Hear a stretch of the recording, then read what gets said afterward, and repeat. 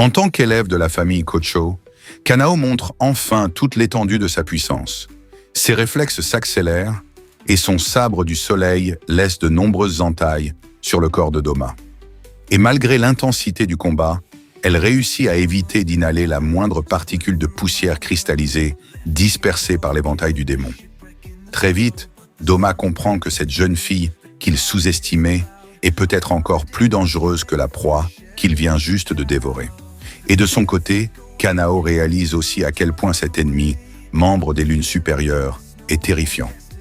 Rien à voir avec les démons qu'elle a combattus jusque-là.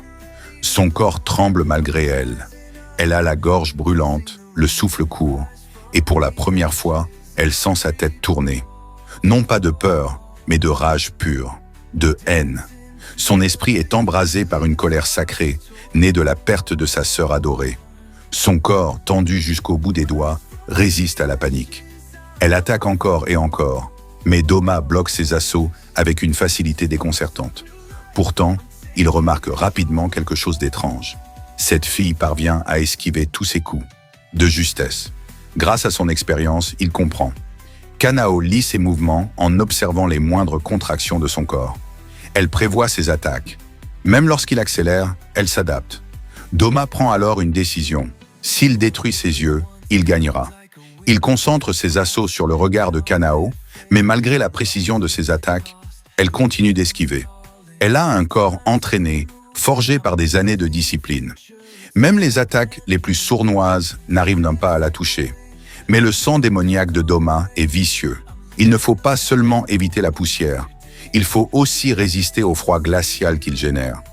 Kanao s'en sort de justesse. Elle sait que si elle n'avait pas fermé les yeux à temps, ses globes oculaires auraient été gravement gelés. Doma enchaîne les techniques, attaque de zone, projectiles à distance, affrontements rapprochés. Il est complet, dangereux, presque invincible.